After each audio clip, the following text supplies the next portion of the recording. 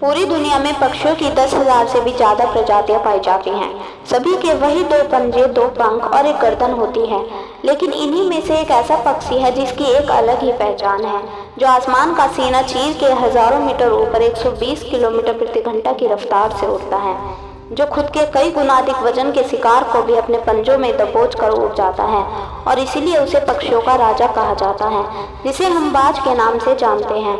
एक बाज के जीवन की शुरुआत ही रिक्स से होती है। जिस उम्र में बाकी पक्षियों के बच्चे सिर्फ ची ची करना सीखते हैं, उस उम्र में एक मादा बाज अपने बच्चों को पंजों में दबोचकर हजारों मीटर आसमान की ऊंचाइयों में उड़ जाती है, उसे ये बताने के लिए कि तेरा जन्म आसमान का सीना चीर के सबसे ऊपर उड़ने के लिए हुआ है। तेरा जन्म पक्षियों का बादशाह बनने के लिए हुआ है। जमीन से हजारों मीटर ऊपर ले जाकर मादा बाज अपने पंजों से उसे छोड़ देती है, और यहीं से शुरू होती है उसकी हाई रिस्क ट्रेनिंग। वो चूजा जमीन की तरफ तेजी से गिरने लगता है, थोड़ा नीचे आता है तो उसके पंजे खुलने लगते हैं। नीचे आते आते वो अपने पंख फड़फड़ाने लगता है, लेकिन वो अभी उड़ना नहीं सीखा है। वो जमीन से कुछ ही ऊपर होता है, ऐसा लगता है कि कुछ ही सेकंड में उसका जीवन समाप्त हो जाएगा, लेकिन अचानक एक पंजा उसे अपने गिरफ्त में ले लेता है और वापस आसमान में उड़ जाता है। वो पंजा होता है उसकी माँ का, जो उसके पीछे उड़ रही थी। उसकी ये ट्रेनिंग तब तक चलती है जब तक वो उड़ना नहीं सीख जाता। एक बाज की उम्र लगभग 70 साल होती है। जब वह 40 साल का होता है तब एक परेशानी उसकी जिंदगी में मौत बनकर आती है, जो आपकी परेशानी की तुलना में बहुत बड़ी होती है, क्योंकि 40 साल की उम्र में बाज की चोंच इतनी मुड़ जाती है कि उसे शिकार निगलने में बहुत परेशानी होती है। उसके पंख भारी हो जाते हैं, जिससे उड़ना बहुत मुश्किल हो जाता है। उसके पंजे लंबे और लचीले हो जाते हैं, जिससे वो शिकार को सही से नहीं पकड़ पाता। अब उस बाज के पास सिर्फ 3 रास्ते होते हैं।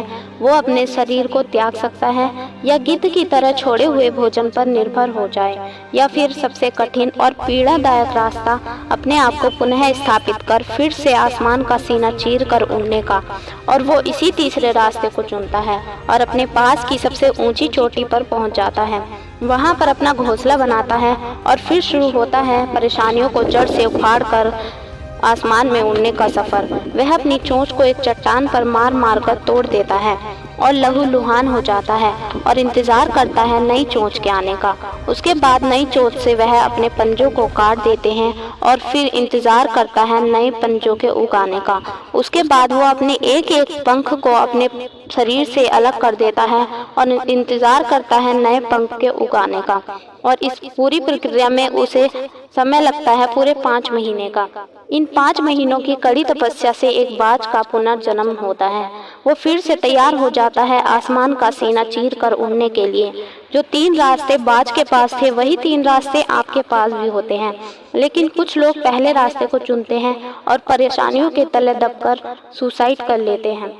ज्यादातर लोग दूसरे रास्ते को चुनते हैं। वो परेशानियों का बोझ पड़ते ही अपने लक्ष्य को छोड़कर एक नॉर्मल लाइफ जीने लगते हैं।